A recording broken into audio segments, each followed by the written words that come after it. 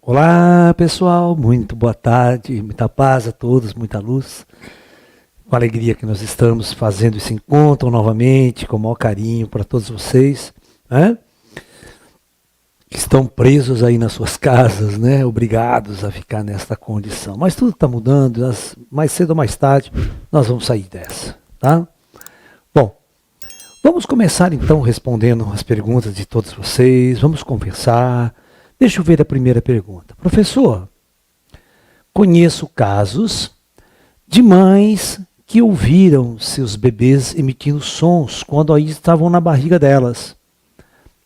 O Espiritismo diz que é um fenômeno de ordem espiritual. O que o senhor pensa sobre isso? Bom, tem duas características, né? O bebê dentro da barriga, dependendo da formação, da época, né, do tempo de formação dele, ele pode emitir sons até pela garganta, né?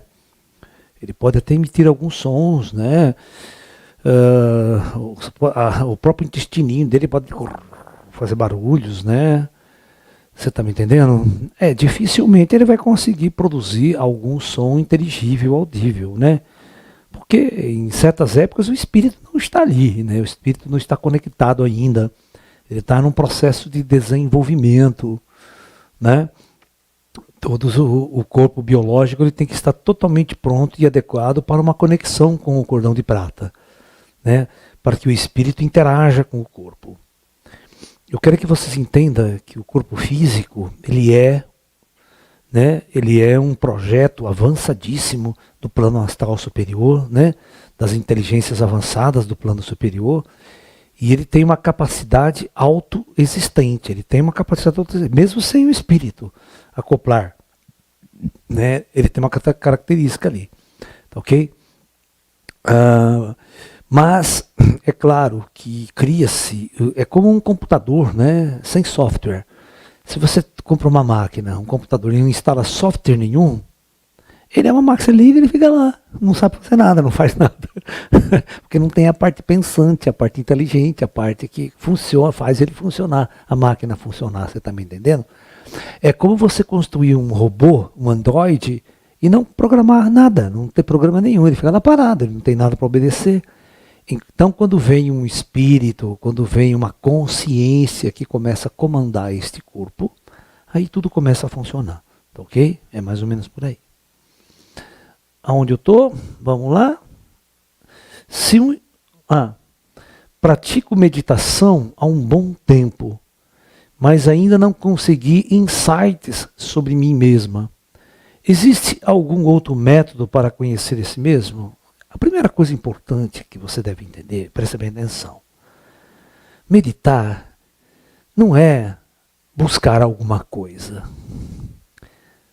Se você coloca ordens para a sua mente, coloca um desejo profundo na sua mente de conquistar alguma coisa, né? Isso já cria o que nós chamamos de um desejo.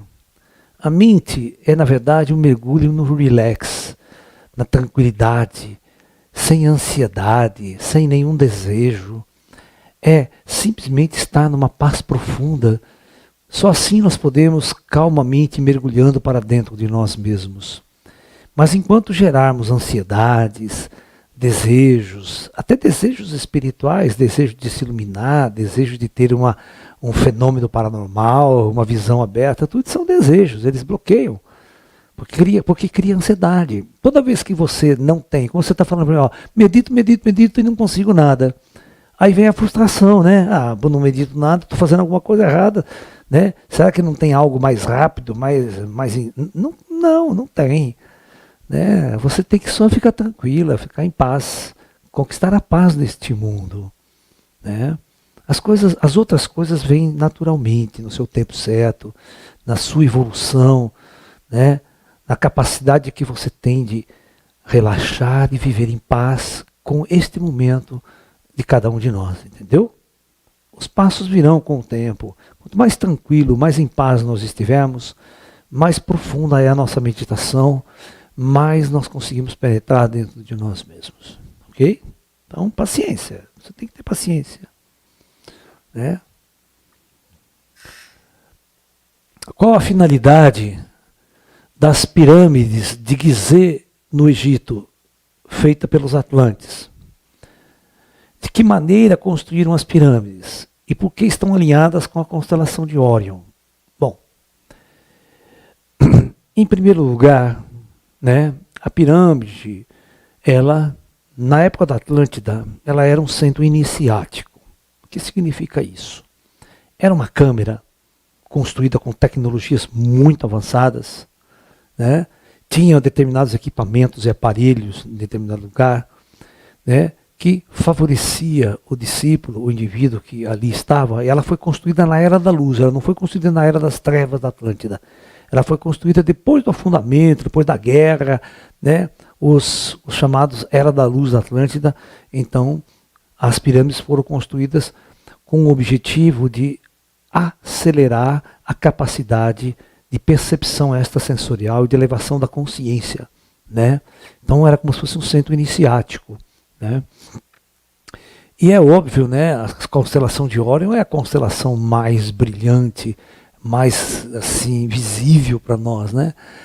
E provavelmente, né, é um símbolo, né? Então eles construíram as pirâmides baseadas nessas coordenadas do cinturão de Órion, né, das 3 estrelas do cinturão de Órion, né, e por mero, vamos assim dizer, né, roteiro transcendental estelar. E provavelmente, né, nesta era da luz, os ETs caminhavam conosco, né, e muitos ETs poderiam ter origem nessa região de Órion, né. Então nós tivemos muito contato com a Federação Galáctica naquela época, né? Entendeu? Então, não só as pirâmides do Egito, mas se você procurar, né, outras construções sofisticadas, aquela ilha que existe, eu esqueço o nome, é um nome complicado. A construção daqueles blocos transportados, né, tinha que ser com naves sofisticadas, antigravitacional, né? Nada de escravo empurrando aqueles blocos por anos e anos a fio, né? Então, tem uma finalidade muito mais sofisticada as pirâmides, né? Muito bom.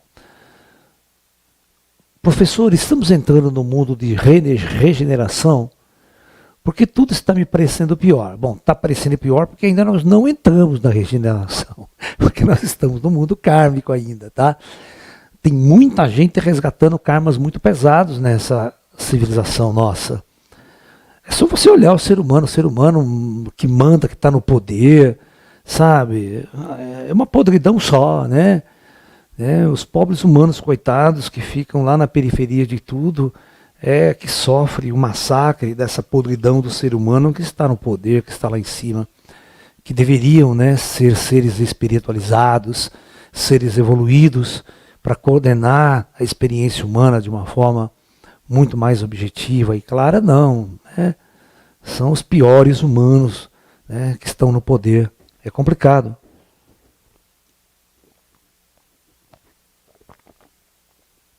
Mas tudo isso porque nós estamos no mundo kármico, né? As almas têm o livre-arbítrio para escolher ou servir à luz ou servir às trevas, mas a maioria escolhe servir às trevas, né? Aí o karma planetário ele se avoluma intensamente. E nessa época, os resgates estão cada vez mais intensos, né? É isso. A técnica de EV, né, estado vibracional, desenvolvida pela Conscienciologia de Valdo Vieira, realmente funciona? Abre todos os chakras com o tempo? É o seguinte.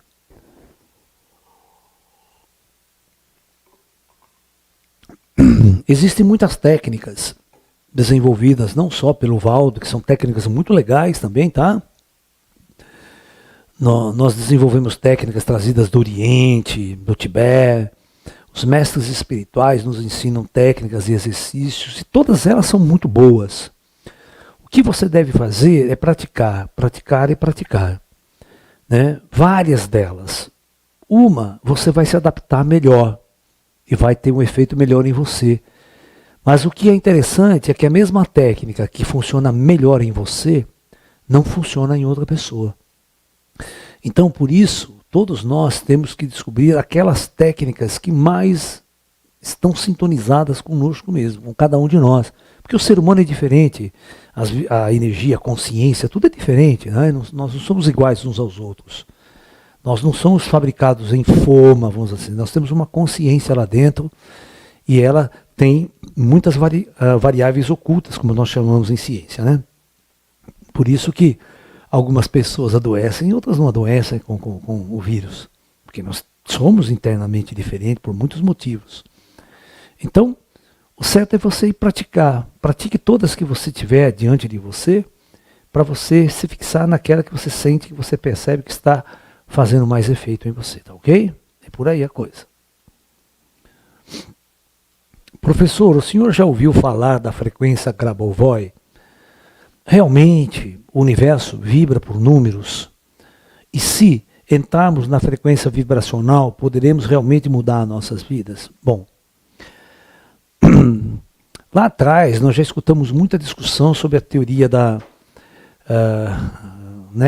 o chamado, como é, o segredo, lembra do segredo, né? O filme O Segredo, né? Você é aquilo que você vibra. Então nós temos um campo energético, vibratório em nós. Nosso campo astral, nossa aura, toda é um estado vibratório, um estado energético, tá? As emoções que nós sentimos cria uma modulação neste campo energético nosso. E toda essa modulação é um fluxo de ondas, é um fluxo de vibrações, né? Agora, a pergunta que você faz, se isso tem números, né? O que são números, né? Números é uma linguagem que nós construímos aqui na Terra. Você está me entendendo? Nós construímos os números, 1, 2, 3, 4, e essa simbologia matemática é uma linguagem. E você acha que esses números são perfeitos? Você está enganado. Né? Você está enganado. Né? Divide 1 por 3, você vai ver quanto é que vai dar. Vai dar aquela dízima periódica infinita, né? 3,333 que vai embora. É um número irracional. Mas por que dá esse puta número desgraçado? Irracional. Irracional porque a capacidade de quem criou essa matemática ela é um pouco limitada e primitiva. Então, a nossa linguagem matemática não é perfeita, ela é cheia de imperfeições. É uma linguagem primitiva, ela não é uma linguagem avançada. Né? E às vezes, quando você vai associar a nossa linguagem matemática a fenômenos reais do universo, não se encaixa. Não dá certo. Né? Foi exatamente o que aconteceu quando os filósofos do Renascimento, os físicos, os cientistas, os matemáticos, tentaram acoplar, né, as formas geométricas chamadas perfeitas, né? Johannes Kepler tentou fazer isso, para entender as órbitas dos planetas ao redor do Sol, né? E eles imaginavam que Deus era perfeito, e as figuras geométricas mais perfeitas era a circunferência. Não tinha coisa mais perfeita do que a circunferência, com as medidas do π, aquelas proporções matemáticas incríveis. Mas todas as vezes que ele tentava encaixar uma órbita circular perfeita nos planetas, não dava certo, não funcionava. Então ele começou a entrar em depressão existencial. Né? Aí ele percebeu que a única figura geométrica que se encaixava na estrutura de órbitas planetárias era a órbita elíptica. Porra, a elipse é uma puta figura desgraçada, chata pra cacete. Até para construir, para fazer medidas de área nela, é uma complicação do diabo. Né? E aí ele percebeu que a natureza não era do jeito que ele achava. Né? A natureza, vem pegar ela aqui, não vai aparecer, pega aqui a câmera, pode aparecer, não tem problema nenhum se você aparecer. Né? Aqui. Então, é importante que nós entendamos que seres humanos primitivos como nós desenvolvemos uma visão primitiva do universo. E a nossa linguagem matemática não é essas coisas assim que vocês imaginam, não. Né? E eu conheço 200.000 furos da matemática. Né? Toda vez que você escreve uma equação e divide por ela tende a infinito, já dá zebra. Né? A equação não define o que é infinito, não sabemos o que é infinito, como é que nós vamos escrever? Né? Então, todas essas variações matemáticas. Então, esse russo Grabovoi, né, ele tentou criar uma relação, né, matemática entre números e vibrações, e essas vibrações ter exatamente uma conectividade com a nossa vida, com a nossa essência, com a nossa realidade. Né? Pode se aproximar, né? Pode ter uma proximidade, mas não que são números e os números é que mandam. Né? É tudo uma linguagem, é tudo o que você coloca em sua mente. Você é aquilo que você vibra e você atrai aquilo que você vibra. Essa é a base fundamental da coisa, né? Então, tudo é uma questão de pesquisar. Se funciona ou não, faz o teste, pega lá as frequências de Gravoboy ou não, faz um teste. As pessoas têm que testar, não adianta falar um monte de coisa e não provar nada. O problema do mundo esotérico é que você não consegue provar as coisas assim ao pé da letra, né? Você está entendendo?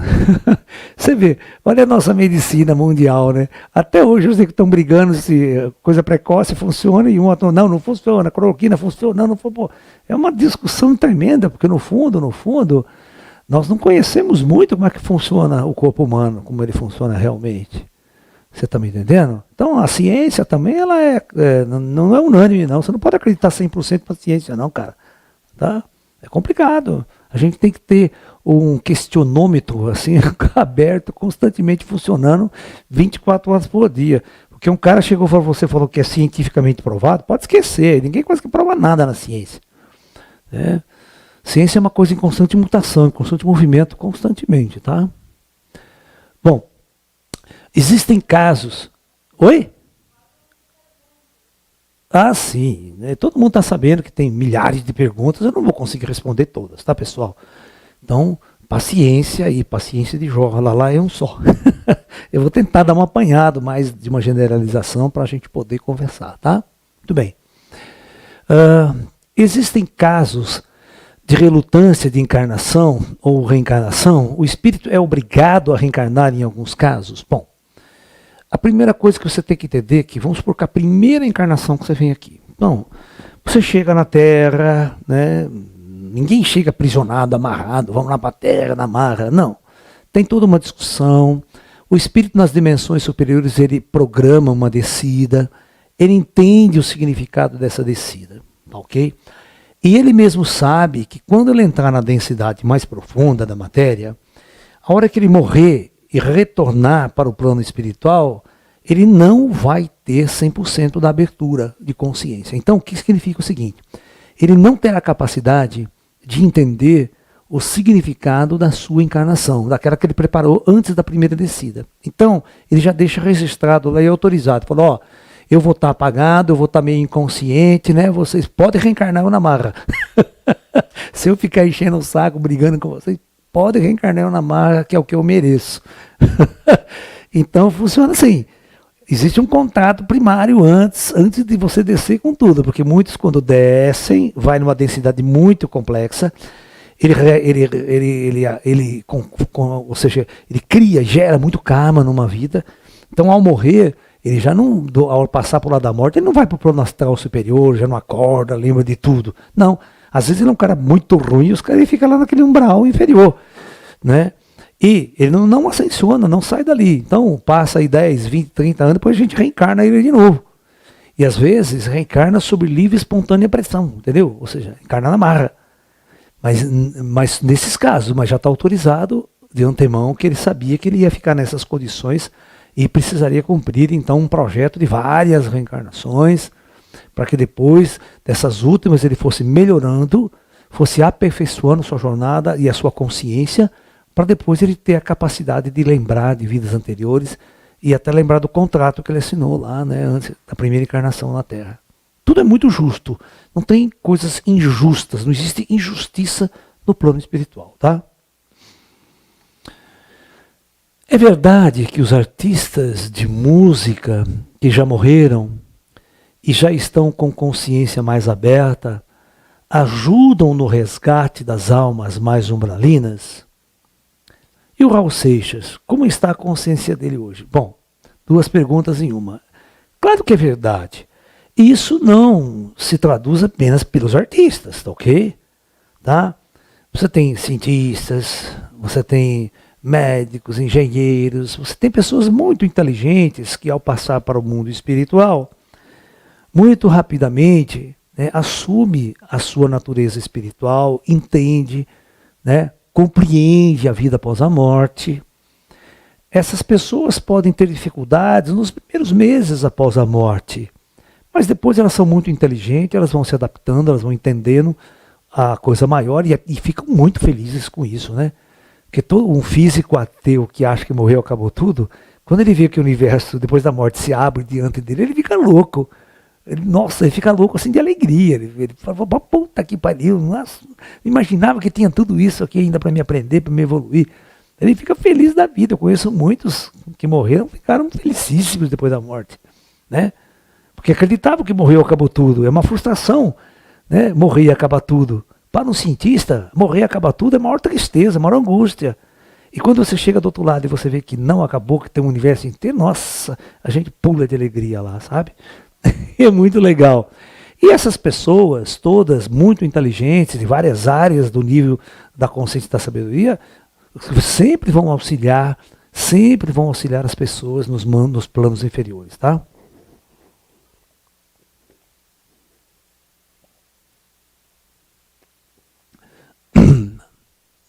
Todas as almas que têm que passar pelo processo da evolução, ou existem almas que sempre foram evoluídas e não precisam.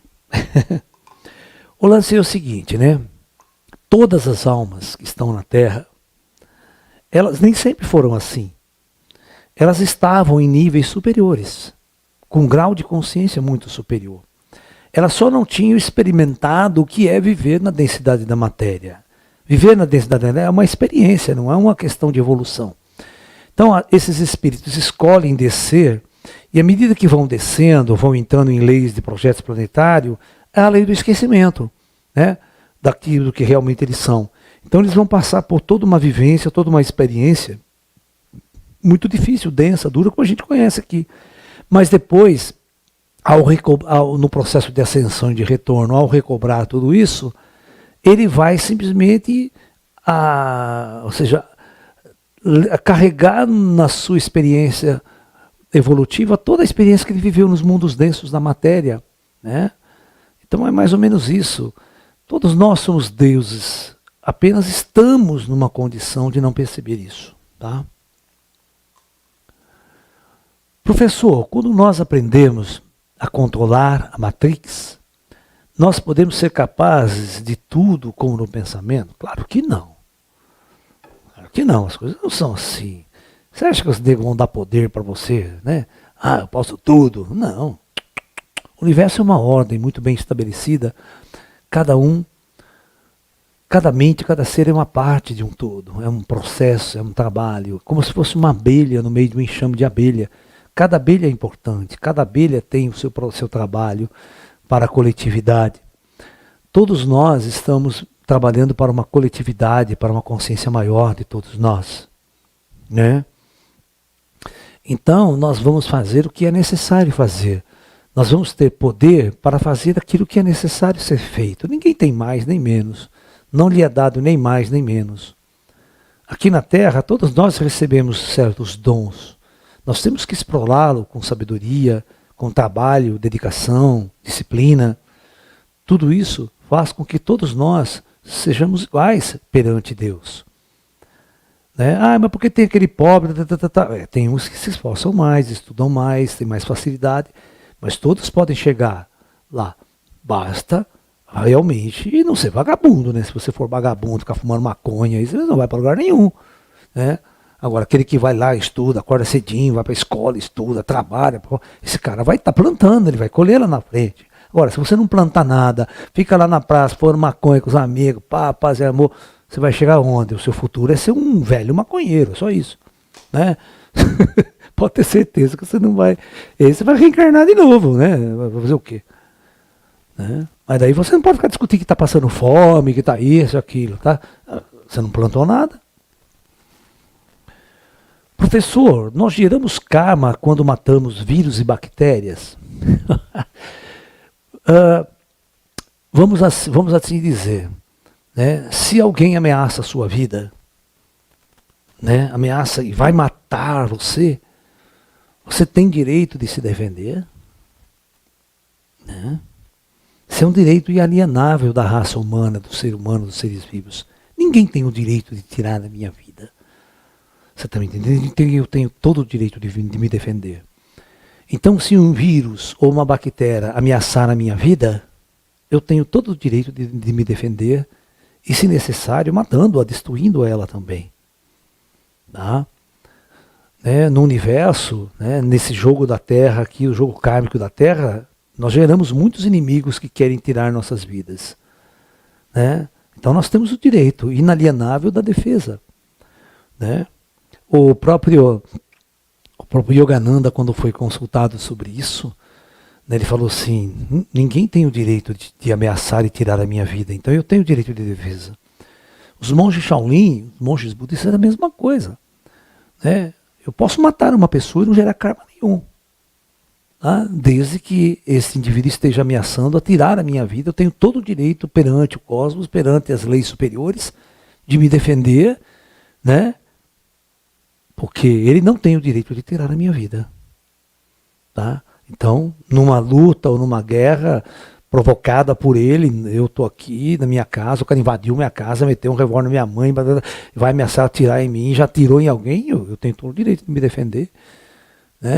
Você está me entendendo? Isso não gera karma, tá? Isso é a lei, isso é a lei. Isso vale para tudo, para bactéria, tal. Meu filho, quando você está andando na rua, deixa eu explicar uma coisa, quando você está andando na rua, você tem noção quantas formigas você matou? Você pega uma volta e sai no mato, andando. Você tem noção quantas formigas você pisou e matou? Quantas bactérias você não pisou e matou? Quando um disco voador pousa no campo, assim, quantas bactérias e micro-organismos ele também não matou? Isso sabe, são questões de você tentar entender como é que funciona tudo isso. Tá? Bom, como está no plano astral a chegada de tantos espíritos que estão partindo devido a esta pandemia? Já que muitos estão despreparados e os centros espíritas estão fechados para auxiliarem. Cara, deixa eu fazer uma pergunta. Você acha mesmo que o plano espiritual superior depende dos centros espíritas aqui na Terra? Você está muito enganado. Claro que não. Existe toda uma comunidade científica evoluída no mundo espiritual, toda uma comunidade de terapeutas, de pessoas especializadas para o resgate dessas almas e o tratamento dessas almas. A maior parte dos casos, quando os centros espíritas estão abertos e eles são utilizados para mostrar e trabalhar com o espírito, é muito mais para quem está aqui aprender, muito mais para quem está lá na sessão espírita aprender do que o próprio espírito em si, Você está me entendendo? Mas tudo é coordenado, tudo é calculado, mas não que eles dependam 100% do centro. Então está todo mundo parado lá também, porque tem pandemia aqui. Claro que não. Nós temos que pensar de um jeito diferente. O plano astral não ia criar essa mega dependência dos centros espíritas aqui para doutrinar, para treinar e tirar espíritos do buraco. Bom, por exemplo, eu tenho um amigo muito legal, meu ficou anos comigo trabalhando no nosso espaço, ajudando. Há mais ou menos um mês atrás, ele partiu, ele já tinha uma idade avançada, tinha problemas mórbidos de mobilidade, problema de coração, problema de várias coisas que ele já tinha tido problema, que ele já quase morreu dessas outras coisas, teve várias paradas cardíacas. Bom, aí ele ficou bom, estava tomando remédio, mas tinha uma fragilidade. E ele pegou a Covid. Ele pegou a Covid, em 4, 5 dias ele foi para o hospital e partiu. Então fazia um mês que eu não via ele. Ontem eu me encontrei com ele no astral e nós tivemos uma conversa profunda e maravilhosa. Nos abraçamos, ficamos tempo abraçados, ele era uma pessoa carinhosa, amorosa, e eu fiquei muito feliz de encontrá-lo. Então, tudo depende da pessoa, tudo depende do espírito que está partindo. Ele estava totalmente conformado e totalmente alegre, satisfeito de estar no mundo espiritual, de ter terminado essa jornada aqui. De um jeito ou de outro ele ia partir, eu ia dar um piripaque no coração dele, podia parar, ele ia partir do mesmo jeito. Se tivesse a Covid e partiu da Covid. A forma como as pessoas partem da Terra não é uma questão fundamental lá em cima. Nós temos mil maneiras de morrer aqui, sabe? Se eu morrer de Covid, eu morrer de qualquer outra coisa, é meu corpo que partiu, meu espírito vai continuar a jornada evolutiva dele no mundo espiritual, no mundo astral. Está morrendo muita gente? Está morrendo, mas não é tanto assim quanto vocês imaginam. Não. Se você pegar a estatística de antes da pandemia, quantas pessoas morriam por ano, vai dar praticamente a mesma coisa. Não vai dar muito mais não, sabia? Ou vocês não sabiam disso? Fazem um cálculo aí, né? Em 1900 e, por exemplo, 2015. Quantas pessoas morreram em 2015? Morreram, de morte morrida. E quantas pessoas morreram em 2020? Com a Covid. Você vai ver que a diferença da curva é pequeniníssima, você nem vai notar. Tá? Você está me entendendo? Essa pandemia, ela não é uma pandemia altamente destruidora. Ela tem uma porcentagem de pouco por cento, 1,5%, no máximo 2% de uma comunidade. Vocês estão me entendendo? A Segunda Guerra Mundial matou muito mais. Né? A gripe espanhola matou 40 milhões de pessoas. Hoje, quantas pessoas no mundo morreram de Covid até hoje? Mais de quantos milhões? Meu, né? Vimos ontem, né, Ju? Vou dar um número para vocês, que ela está vendo na internet, para a gente falar sério. Para a gente, né, não ficar tão assustado com tudo isso que está acontecendo. Né? A forma como você morre e vai embora para o astral, né? Mas não tem muita diferença não, sabe? Lá.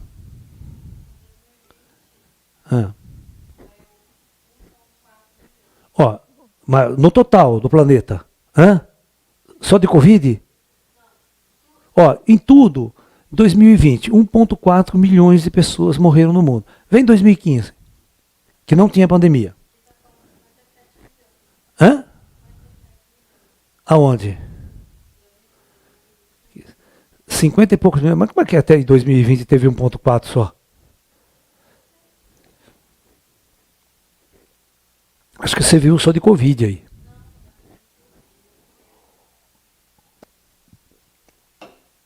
Mas faça uma pesquisa vocês aí, vocês vão ver que não tem muita diferença. Né? Bom, vamos continuar aqui. Ela vai pesquisando, depois a gente fala. Os cães podem reencarnar em gatos e vice-versa, ou cada espécie pertence a um projeto diferente? Cada espécie projeta um projeto diferente. Os espíritos não se encaixam. Tá? São, como a gente chama, espécies. São espécies diferentes, né? E o felino não consegue encarnar no canino. Como faço para ajudar as pessoas com extrema necessidade financeira e falta coisas básicas em casa e física, sem interferir no karma delas? Por que alguma coisa fizeram para ter esse karma? Né? O lance é o seguinte, cara. Se você é uma pessoa que tem condições materiais e financeiras para ajudar os outros e não vai lhe fazer falta, ajuda, cara. Não fica pensando em de karma, de coisa, não. Né? O importante é o amor, a solidariedade que a gente vai ter com as pessoas menos favorecidas. Né? Todos nós podemos auxiliar quando alguém precisa, alguém necessita. Né? Nós fazemos sempre campanhas aqui para ajudar algumas pessoas necessitadas. Né? Tudo que às vezes eu tenho, eu vou dar também, eu vou ajudar. Pessoas que pedem ajuda para mim, quando eu posso eu vou lá, ajudo, arrumo a cesta básica, pago um aluguel para a pessoa que está atrasada. Né? Quando a gente tem condições, a gente tem que ter solidariedade e ajudar as pessoas. Às vezes as pessoas ficam em condições muito difíceis, porque pedem emprego, sociedade ela não tem inteligência suficiente para criar um sistema de vida que lhe cause uma independência financeira. Então, as pessoas, elas não são almas tão evoluídas aqui na Terra, elas têm muitas dificuldades mesmo, né? Então nós temos que ajudá-la, nós temos que orientá-la, ensiná-la, às vezes ajudar a montar um negocinho de trabalho para ela sobreviver.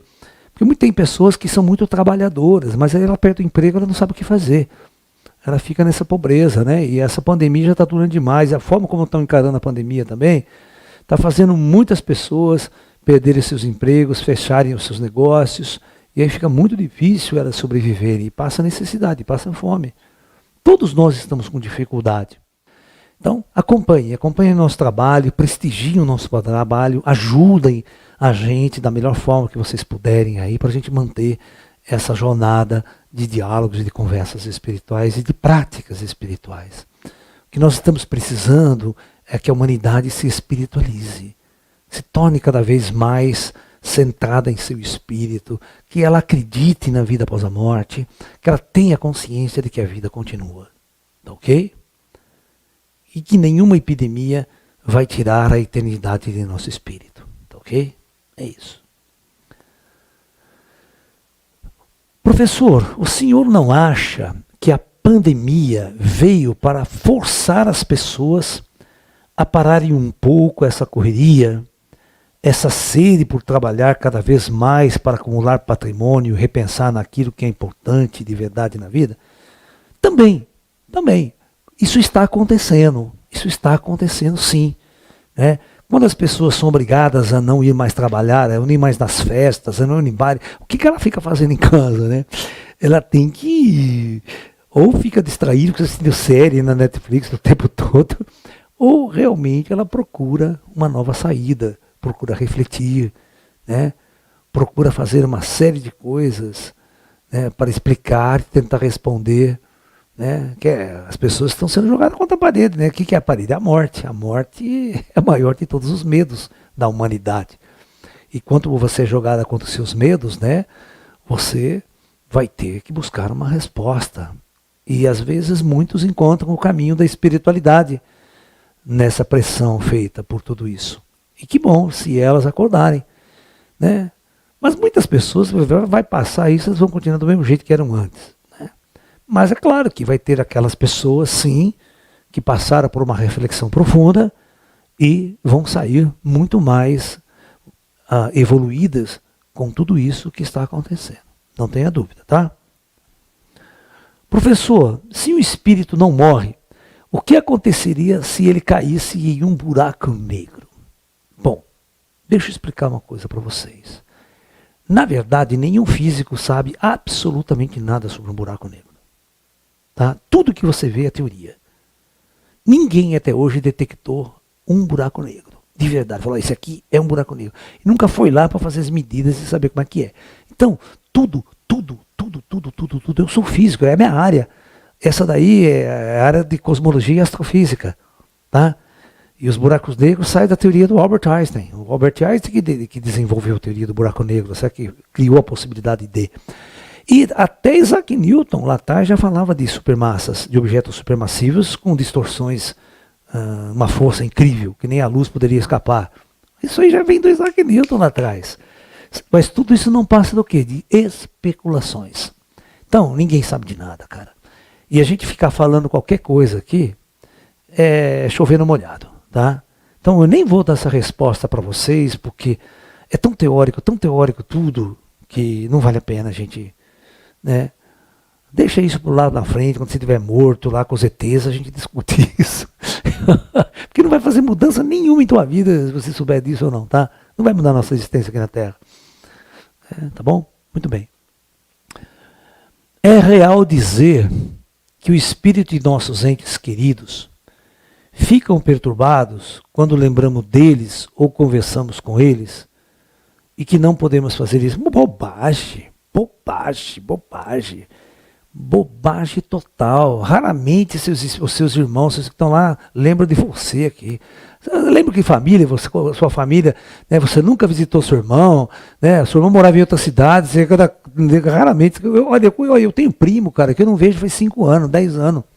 Então, parente é uma coisa que você tem por obrigação, né? Mas não é por sintonia. Lá, quando a gente era na infância, a gente até ficava muito junto, brincava, tudo. Mas cada um tomou seu rumo, cada um foi para o seu caminho, construiu a sua vida em jornadas diferentes. E praticamente a gente nunca se encontra. Para nós é a mesma coisa. Você pode falar, conversar, brincar, ninguém nem ouve você, nem está escutando. Eles estão lá distante, em outros lugares. Não criem fantasias, tá? Isso é uma puta fantasia, puta lorota. Você está entendendo? Ok? Ah? Ai. É verdade que temos bases em Marte? Ares Prime. Opa, nossa. Humanos que vivem lá na mesma frequência que nós, alemães terem descoberto como fazer naves. É claro que isso é uma das tremendas bobagens, a maior de todas as bobagens. O cinema adora essas teorias de conspiração, né? Você tá entendendo? Nossa, o humano tem base na Lua, base em Marte. E tá nessa merda aqui na Terra, cara, não mudou nada. As coisas não funcionam assim, é claro que isso é uma grande mentira. Você acha que a NASA estaria fazendo puto esforço, né? O Elon Musk gastando bilhões para tentar botar... Se já está tudo pronto, está todo mundo lá em Marte, gozando bem bom? Bobagem, não acredite nessas coisas não. Tá? O que o senhor acha sobre a doutrina do Vale do Amanhecer? da tia Neiva, né? O lance é o seguinte, eu não conheço muito, cara. Vou ser sincero, eu nunca fui lá, nunca me interessei profundamente, nunca, né? Então eu não sou uma pessoa adequada para falar sobre isso, tá? Entendeu? Eu acho que você vai lá, tenta entender. Né? Cada ser humano, cada grupo tem sua forma religiosa de fazer as coisas, seus rituais, suas maneiras de entrar em conectividade com o mundo espiritual, né? Cada um faz do seu jeito, cada um encontra uma maneira de fazer, tá? Não tem problema não. O que o senhor sabe sobre Irmandade e seita satânica? Eu não sei nada. Absolutamente nada. E se existir, mas também de uma bobagem, porque Satã não existe, né? É uma invenção psicológica aqui na Terra, né? O mal é uma coisa interna no ser humano, não existe o Senhor do Mal, o Darth Vader, o lado negro da força, tá? Tá? Isso é tudo bobagem, né? Você tá entendendo?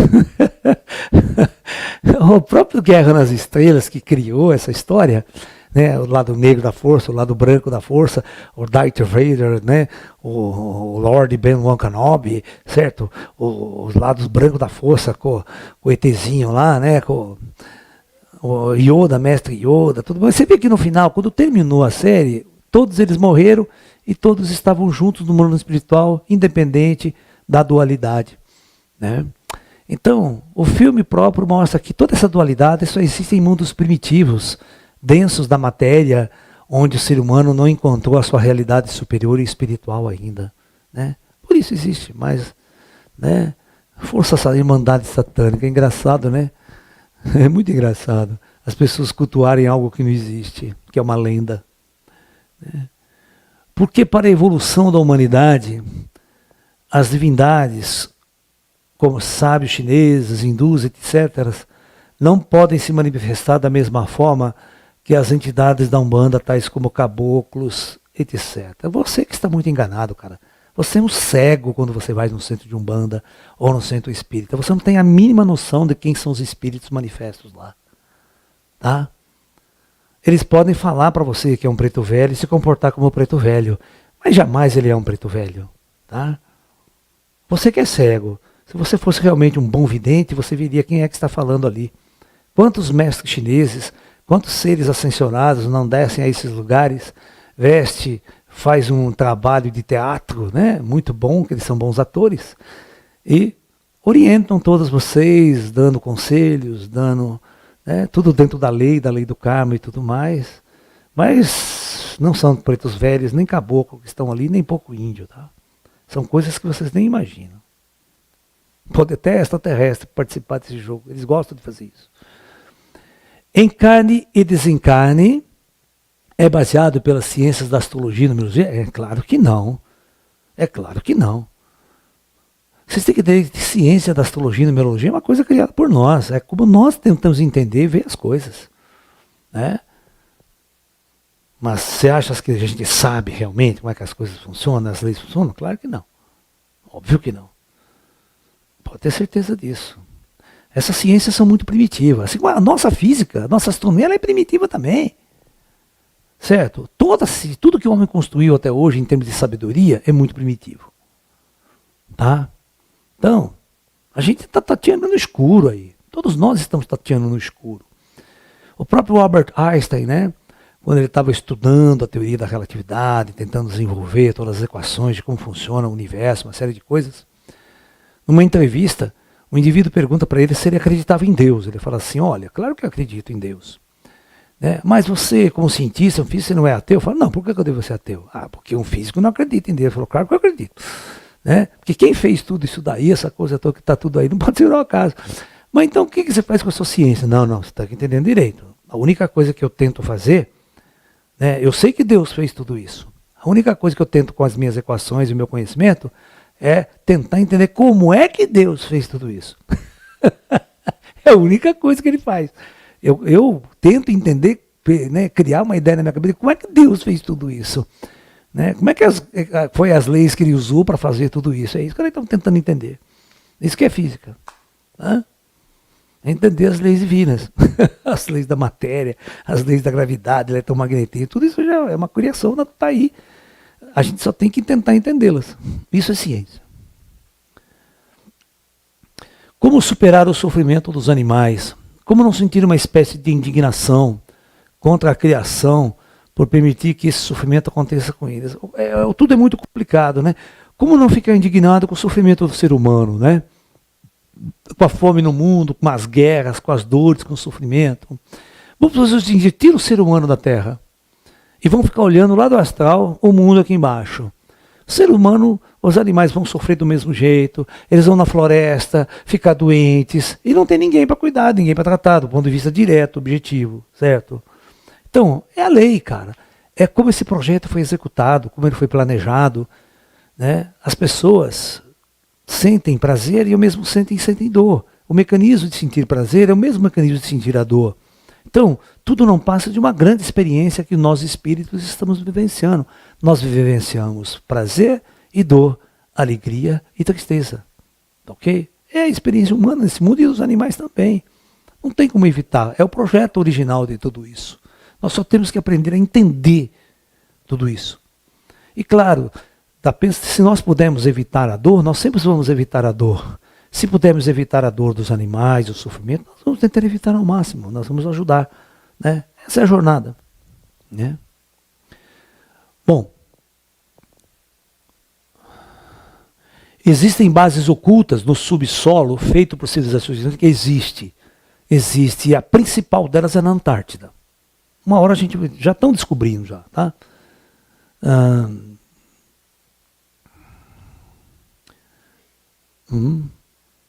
Como vencer o vazio de nosso coração que bate de repente, de uma hora para outra, mesmo você se dedicando ao estudo? Então você não pode poder.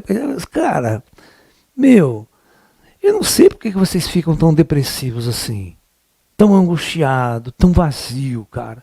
Porque tem o universo inteiro ao nosso lar. Nosso lado, tem tudo, tem. Eu não sei como é que vocês conseguem ainda ficar triste, se sentir solitário, solidão, né? Eu não consigo saber o que é solidão, né? Olha, do meu lado tá sempre cheio de bichinhos, cheio de gatinhos, cheio de criaturas maravilhosas, né? Você tem que aprender a ser feliz com o que você tem, as coisas pequenas que a gente tem que deve trazer felicidade. A gente deve ficar ansiando isso, aquilo para ser feliz. Né, para preencher o vazio. O vazio é uma criação da sua própria consciência. Né?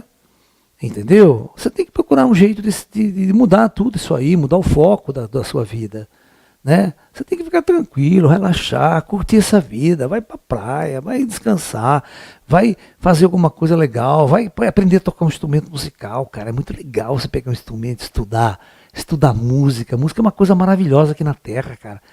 Música é uma das coisas mais belas que eu já vi aqui nessa jornada evolutiva na Terra, é a música, cara.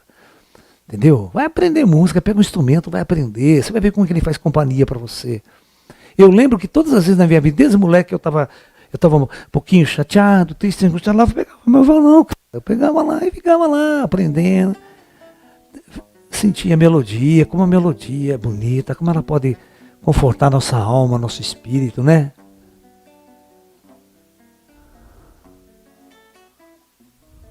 Né? Então tudo é muito maravilhoso, a gente tem que apenas curtir e buscar as coisas boas dessa vida. Essa vida está cheia de coisa maravilhosa, cheia de arte maravilhosa. A gente não pode permitir que a tristeza invada os nossos corações. Tá? Isso é uma questão de aprender a viver, saber viver.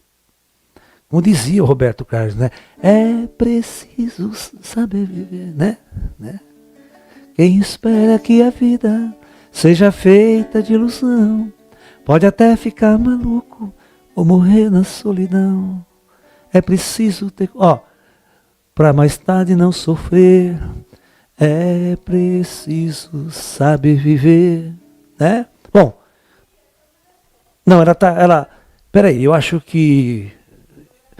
Não, também eu não liguei aqui, sou uma besta. Não... Acabou, vou ligar de novo, ela vai entrar, pera aí. Não mexe em nada aí, tá? Não mexe em nada que ela vai voltar, normal. Eu vou voltar, como se fosse um mágico, um passe de mágica. Abriu aí? Não, ela está no ar agora. Olha lá. Voltei. Põe eu aqui. Que agora acabou, não dá mais tempo para responder pergunta. Eu só vou responder essa última pergunta que está em letra grande aqui. Né?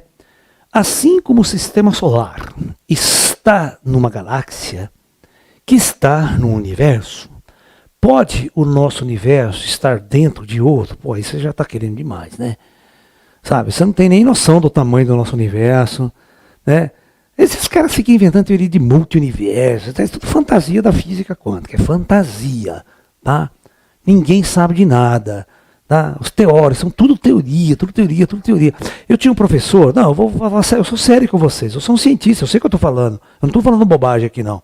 Tá? Eu fui aluno do Sérgio Arraes na Unicamp, cara. O cara trabalha com Einstein, o Sérgio Arraes é um grande físico experimental. Você acha que eu não perguntava essas coisas para ele? Cosmologia, né? Astrofísica, ele falava para nós assim, ó, Laércio, olha meu filho, isso aí não passa de masturbação mental. Tá?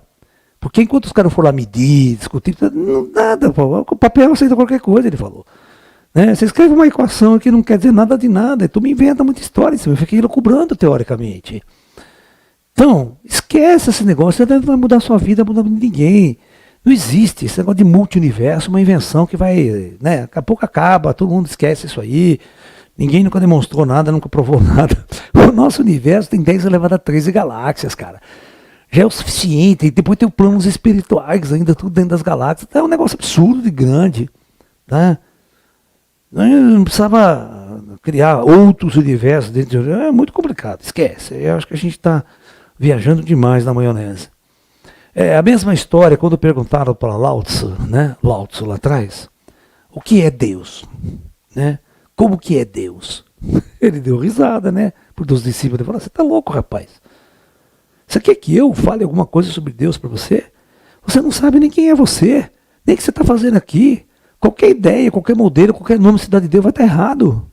Esquece isso, você não tem capacidade para estudar ou investigar Deus. Da mesma forma que a mente humana, a capacidade humana do cientista, não tem capacidade para estudar esse universo do jeito que está aí, não. Né? Um monte dessas formas eu vou jogar tudo fora. Né? Vocês não têm noção quantas coisas erradas os cientistas fizeram, passaram 10, 20 anos estudando uma coisa e depois jogou fora. Não serviu para nada. A gente erra muito, é normal errar muito, tá? Porque nós estamos nas trevas, os cientistas estão nas trevas, estão tentando entender o universo com a sua mente. O Einstein sofreu muito. Pega a história de Einstein, você vai ver como que é um sofrimento muito grande, de apenas intelectualmente, quando tentar imaginar como é que são as coisas, como é que são as leis da física. Complicado, não é tão simples não, tá? Então vamos com calma aí. Eu sou um cientista muito pé no chão, tá? Né? Enquanto eu não tiver uma medidinha ali, um detalhe, nada feito, tá? Ok? Então é isso. Pessoal, muita luz. Namastê. É um prazer enorme sempre estar aqui com vocês, batendo esse papo gostoso e maravilhoso. Tá? Participe de nossas conferências, de nossas palestras, nossos cursos que são pagos, né? Para ajudar o nosso trabalho também. Para vocês adquirirem mais conhecimento nessa área, venha participar em nosso Ashram. E logo vai ter a inauguração da nossa pirâmide. Eu creio que daqui dentro de uns 30 dias nós vamos poder inaugurar a nossa centro de meditação embaixo da nossa grande pirâmide. Tá ok? Namastê, muita luz a todos.